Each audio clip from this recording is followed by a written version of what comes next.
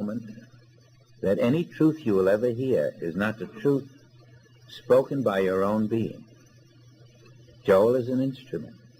Jesus is an instrument. You are learning to become an instrument. And so when Joel tells us this, it's only because you're not listening to yourself. And so yourself comes through one who can in the visible present it to you, and when you're able to, it will present it directly to your cognition without any human intermediary, without the need of a form in front of you. It will live itself as you. You will be in the realm of self-existence, independent of all that appears in the human world, which you could be right now, if you will ascend to, not the human concept of heaven, but to the new heaven, the real heaven, the invisible kingdom of now.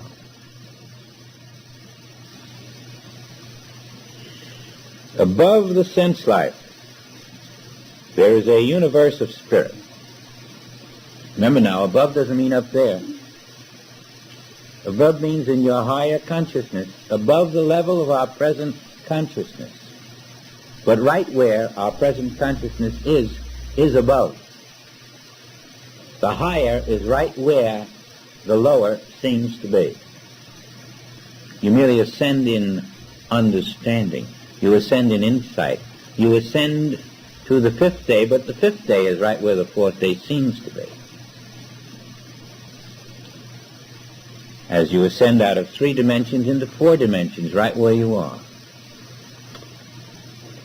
This is a very positive statement by Joel. Above the sense life, there is a universe of spirit governed by love right now. People with children of God right now, living in the household or temple of truth right now. And I hope Joel will permit me to say right now, even though it's not right there in his words. But that's what he's saying. All present tense, right now. This world is real and permanent. That word real. And the 5 senses cannot touch it, see it, even suspect it. But if you feel the presence, you say, wait a minute, wait, hold on now. Something is here. What is it? What is it? What is a strange, wonderful something I feel? And that is your beginning to step over the threshold out of this 5 sense little condominium that we have tried to live in, instead of in the universe of spirit.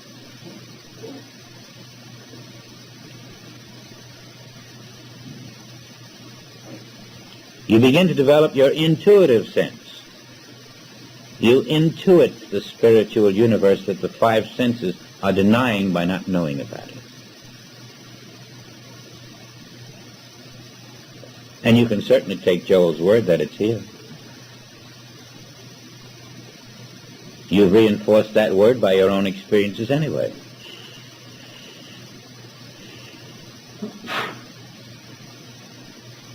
But can you accept that this universe that Joel says is here, that your intuition and your experiences have told you is here?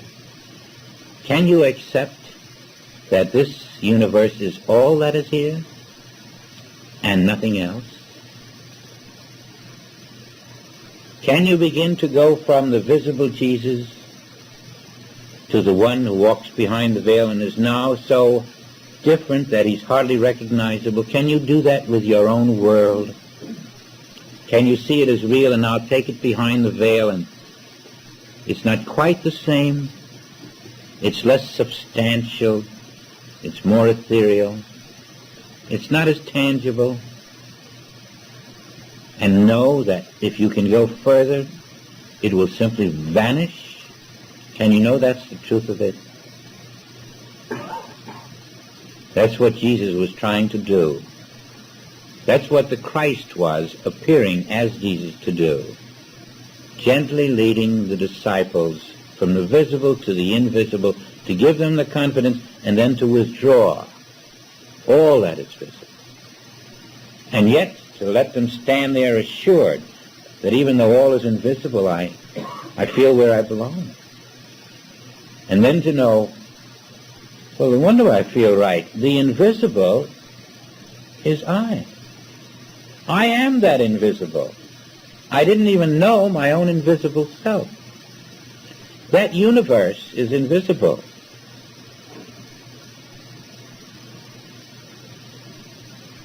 You will feel the nature of your universal invisible self if you will permit yourself this inner voyage. The new horizons are not of the sense mind, but of the soul. The soul is now beginning to see into the spiritual world. It's not a 20-mile horizon or a 12-mile or a 16-mile. It's a whole new universe, a whole new infinite day. And now the soul is ready for a great journey. It has only one problem. It still has a little mortal something clinging to it, and it's got to draw it into the ark. It's got to draw into the ark all of the dualities, because it has a journey in this new fifth world to make, and it can't make it with any mortal concepts.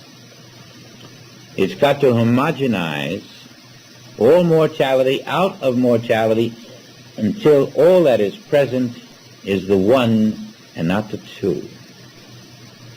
Until all is accepted as one self. And then the soul is free to continue the journey.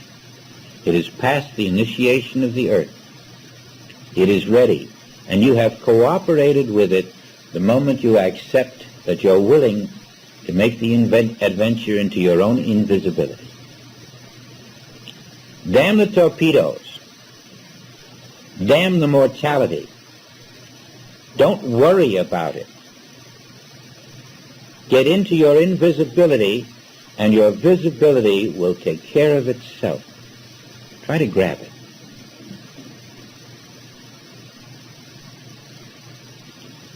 You're still going to see that form out there doing things, and it'll be very much the way you appear to be.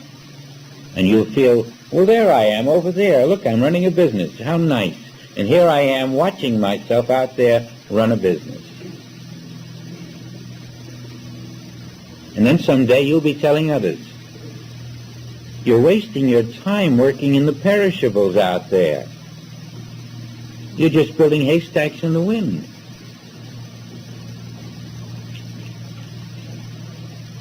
You can build from the invisible, and you'll be building with invisible bricks.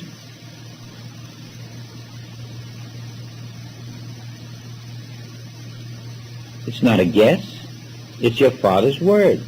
It's your Father's will. You can check it out. Be reborn of the Spirit. Accept your invisibility outside time. Oh, I get so tired of saying it. And yet, if you don't keep hearing it inside yourself, you think somebody's just saying something to pass the time. But there's got to be a place where there is an acceptance. I mean, not a reluctant acceptance. Not I'm going to work on that. I'm going to think about it. And I want to do it. I really want to do it. No, there's a place where you do it. You don't talk about I'm going to. You just do it. And then you finally say, oh, is it that easy? I didn't know it was that easy. It looked like a mountain. To step out of form, tangibility, and to accept intangible, incorporeal selfhood as invisible being. Why, this is great. I feel freedom. I don't even know if if I'm on the other side of the wall or this side? What wall? Didn't he step through the wall? Do you think he stepped through a wall? Or was there a wall there at all? There was a wall there to the mortals who looked, but not to the spirit. There was no wall there. That's why they still saw the holes in the side, because they still saw a wall. He was so gentle with him. He didn't say, can't you realize that I am the same one? Instead, he said, I'll show you, Thomas. Here, let me take your hand. Okay? The days of doubting Thomas should be over. Is it any different if Jesus stands before us and says the words, or if Joel writes the words and we hear them? If the Christ is the sender, and if the Christ is yourself, who do you doubt? You doubt yourself. Do you see the duality? We're at a point now where you're going to find words are no longer necessary, because you're at the point of, wait a minute, you don't have to tell me all that. I know it. I know it all. Nobody has to tell me who I am. Good. If you're at that point, we've come somewhere. If you're at the point of doing in the invisible, with confidence that the visible will take care of itself, you will find that you are both doing in the invisible and in the visible simultaneously. And you're doing it before you even plan to do it. You know that experience. When suddenly you wonder, how did that get done? I didn't plan to do that, but it's done. That's because you were living in the invisible. How did Spirit know I needed that? I didn't even know it. That's because you were living in the invisible. How many times did Joel say, and many thought possibly that he was boasting or immodest, this message I have taken around the world 25 times, but I haven't taken it. It has taken itself around the world.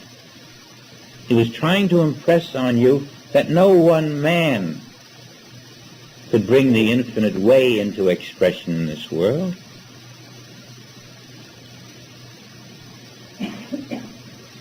Spirit stood there. Spirit wrote the books. Spirit printed the books.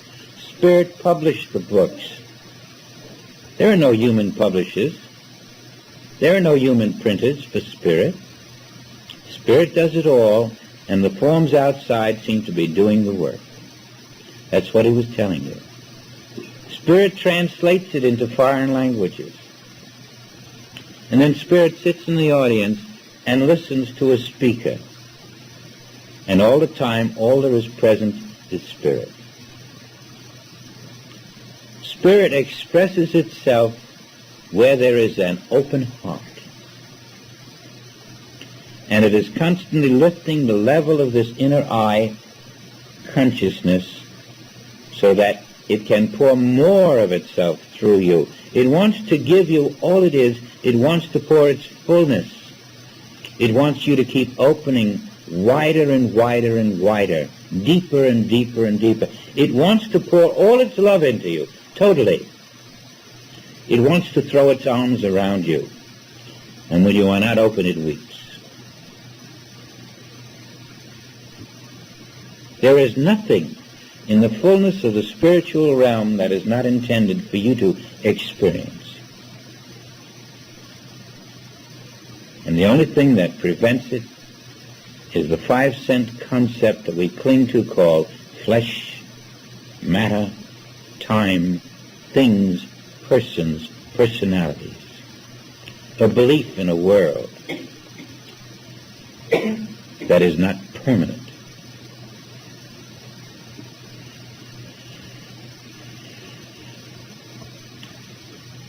More time from Joel.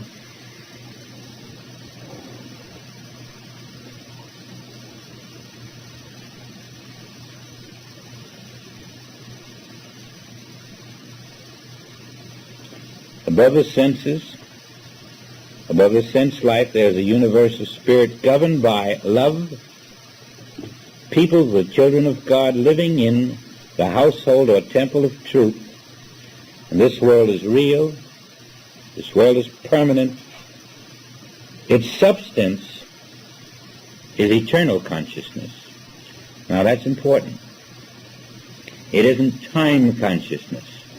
The substance of your real world, here and now, is eternal consciousness. And that's the very opposite of what the world is in. We're in time consciousness. The transformation from time to the higher level of outside time brings you into permanent consciousness, eternal consciousness, or the consciousness of now. The consciousness of the eternal now is eternal consciousness. In it there is no awareness of discords or even of temporary and material good. And here we've been clinging to that good. And our real good is getting out of the good. We held on to the tinsel because we could feel it, we could spend it, we could translate it into other things. And all the while, it's made of dying time atoms.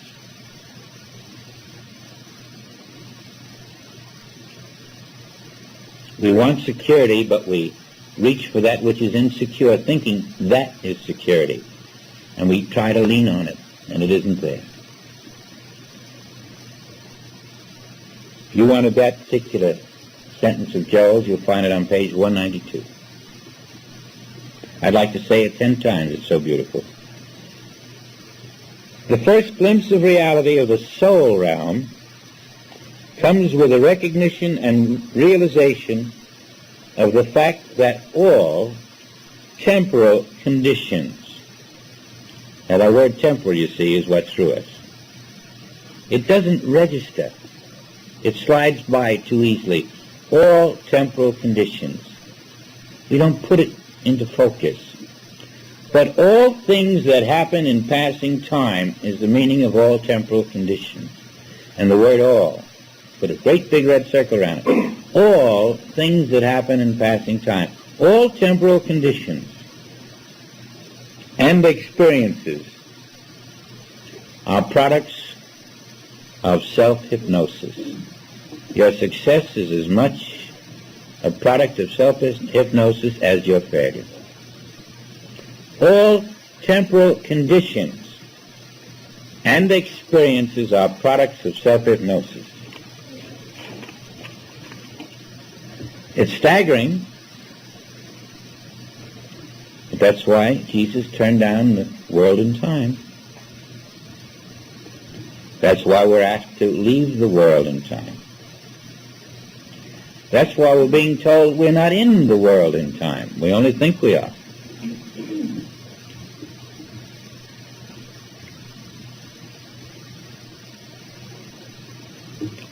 The entire human scene, its good as well as its evil, is illusion.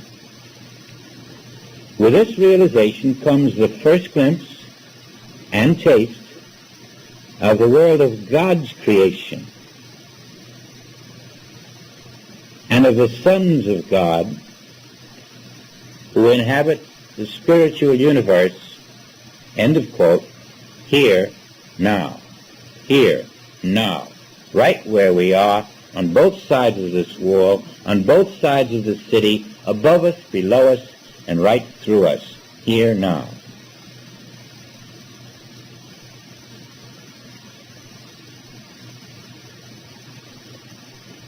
We are not tied by visible concepts of time and space. Look up, right up there, up to your soul consciousness, which is not contained within this form. Don't place the soul inside the body. It never was.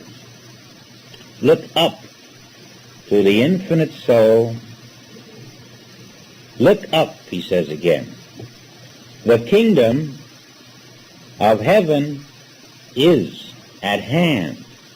Here now, here now, here now.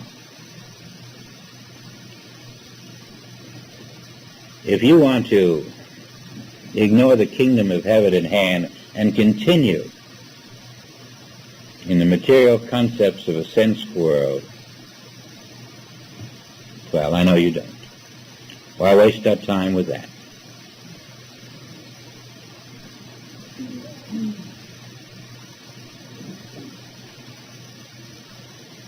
When you start the Bible, you're not aware that it's saying to you, look here, Mr. Mortal, we're going on a very strange journey, and when it ends up, and it may take you I don't know how many human years, you're going to realize that you're not Mr. Mortal at all. Because I, speaking to you, I am you. And I've got to slowly take you out of your sense of self into who you are, which is the immortal self of God. You've been worshiping God, and in worshiping the God you thought you were worshiping, you were denying the presence of God. Because where you stand, only God is.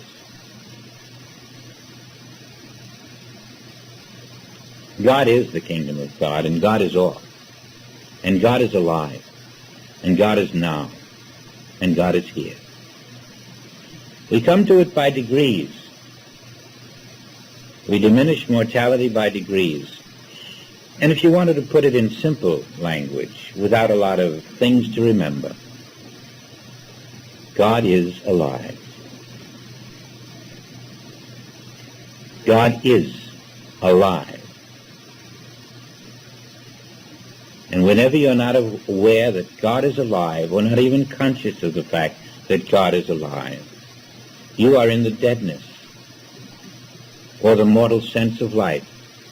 But in your true sense, while you're learning that God is alive, you receive all the help that is necessary. And I say to you, therefore, no matter what you had considered your problems to be, the moment you were thinking of that problem, you were saying God is not alive. It's just as if God and you can't stand in the same place. How can you be thinking of a problem, even in that instant, and thinking of God at the same time? The instant you think of the problem, or the matter, or the material world, or the world event, you're not thinking of God. But suppose you could look at the world event, the problem, the matter, the material thing, from the level of God, from the level of divine intelligence,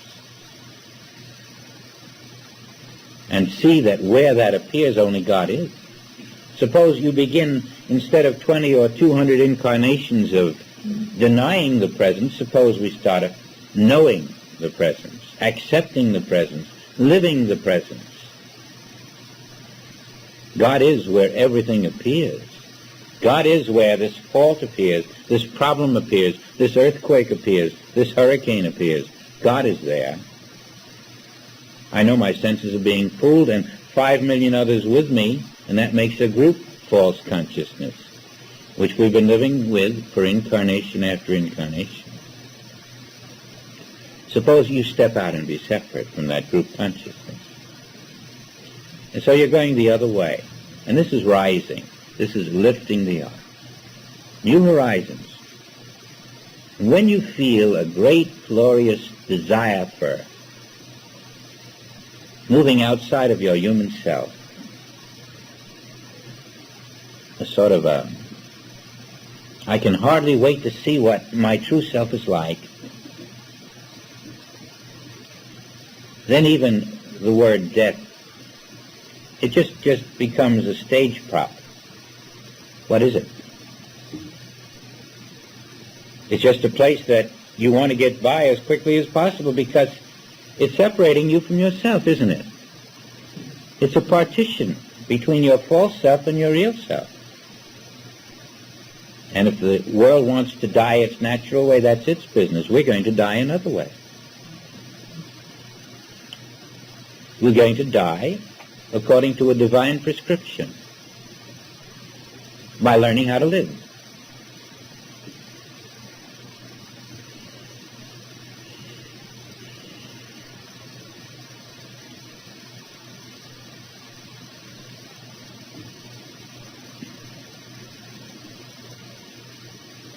In the wisdoms, just before Joel tells us that if you see it in time or space, reevaluate from your soul level, here's what he says. That would be 190, I guess, page 190. The universal spirit, truth, God, is an activity in eternity. See, we've been living in time. If he had told us, you've been living in time, you've got to get into eternity, you would have known it. But he was so far into it, you often wonder how he came back this far to even teach us.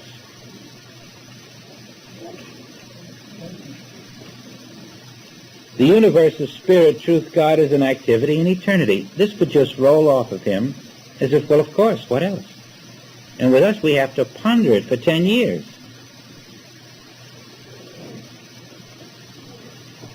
This understood,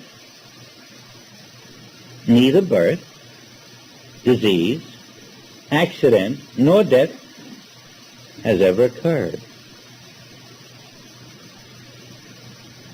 No birth, no death, no accident.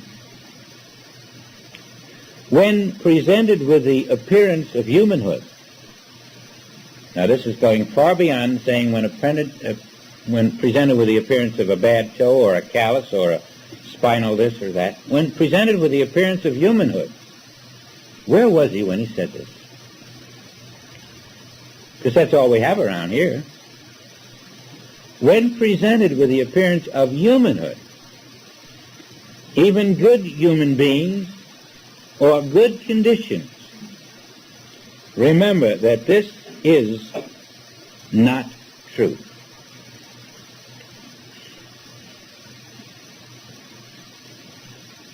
Quite a swallow, isn't it? And we have read that chapter now again and again and again, the wisdoms, new horizons. And the statement is clear that there are no people, isn't it? If you were to look at good humanhood and say it's not truth, well, couldn't you say there are no people there?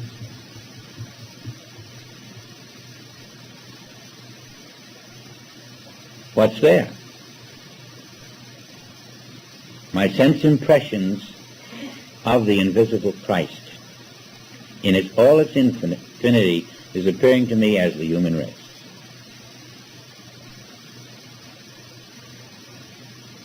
All my customers are the invisible Christ. Why I don't have enough customers is simply I don't recognize the invisible Christ. That's all. All my clients are the invisible Christ. Why don't I have enough clients? I don't recognize the invisible Christ. Why am I limited here and lacking there? Because I will not acknowledge that only the invisible Christ is there. What I think I'm limited on or lacking on is my inability to recognize and accept the invisible Christ. I'm stuck with people, places, persons, things, conditions, where God is. I don't accept the allness of God. I say God isn't there, there's a people, and there's another people, and there's more people. I see people everywhere, but I don't see God. I got two, God and people. God says, I am, and beside me there is none else. The human brain says, I need time to think about that.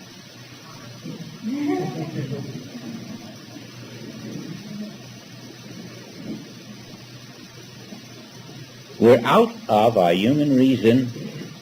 We're into divine wisdom. When presented with humanhood, in any form, good or bad, remember that this is not truth, but a mental image in your thought. Even the fellow who won the Nobel Prize, or the fellow who invented this, or the fellow who committed this crime, it makes no difference. None of it exists except as a mental image. And you can see that when you see the crucifixion of a Jesus. Even the disciples pulled into that mental image. He's crucified. And then behind the stage he's saying, come backstage, fellas, here I am. You got fooled, didn't you? You thought I was that person out there. Well, look, what I'm trying to teach you is you're not that person there either. You've been living in front of the stage. You've just been walking on the stage of a false sense of life. Get backstage. Take off the makeup. Take off the mask. You're none of these characters you've been playing. You are the Christ. And who said so? Christ said so. Whatever you do that denies this is separation from God, separation from identity. And then realize that this is not truth but a mental image in your thought without reality, without law, without substance, without cause, without effect. It has nothing to back it up except your belief in it. Your hypnotism that this is real. And then, when you have done this, see, and he puts a quote around see, meaning not this way. Don't see with your eyes. See now, you will see, he's saying, from a different level when you accept the unreality of form.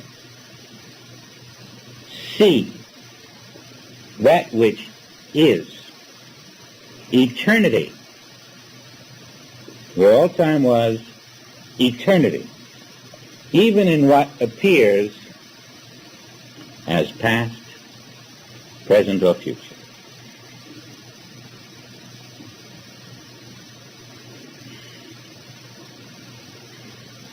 Well, we have our message. What we are going to do with our message and how we're going to let it grow within us is something else. I don't think there's anything that we've done so far that is not understood. I think it's clear. What is not clear is how we are going to submit to the truth. And you know, you're the one who's going to decide that. First, you have heard the truth. Second, you will dwell with the truth. Thirdly, you will let the truth run your life. It is truth in consciousness that externalizes as harmony, peace, protection, security. And it is truth in consciousness that takes you through all the levels that you have no personal capacity to go through. Truth does the work. Truth is in you as the imprisoned splendor. You nourish that truth by the acknowledgement of its presence. You dry it up, as it were, by turning away from it and placing your consciousness on human truth. Now, each of us today has borrowed a good deal from the other.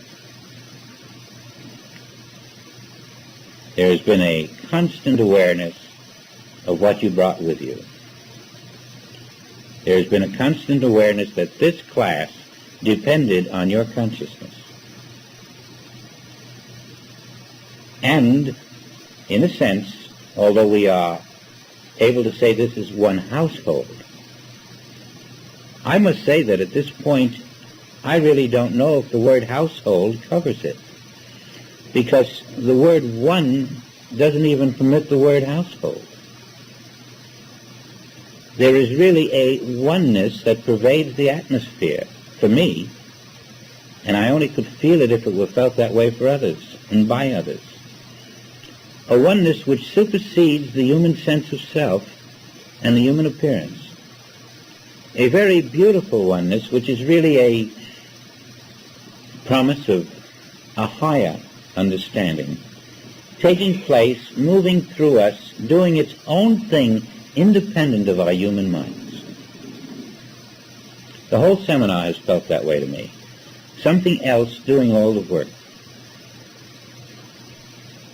And every time somebody came up here and looked at me a certain way and said a certain thing, or brushed away a tear from their eye, or smiled at the corner of their mouth, or shook hands, that certain something was expressing.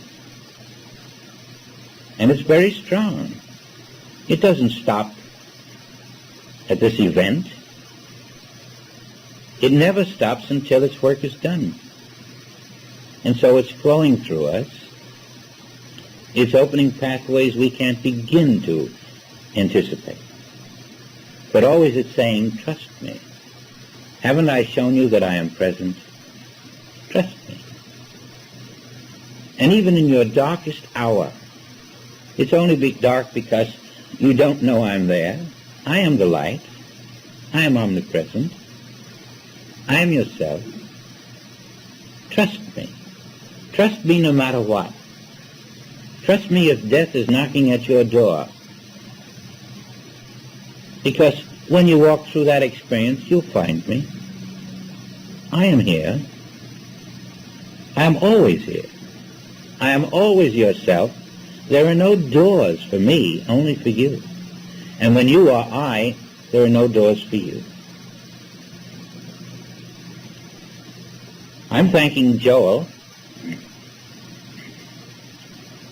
I'm thanking the force that brought us together. And I'm thanking the force that is keeping us together.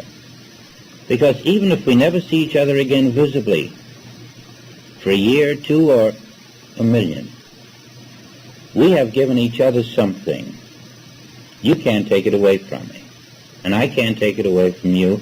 And there's nothing in this world that can take it away from us, because it is us, and it's permanent. If I may thank you without you thinking I am thanking a human, I thank you.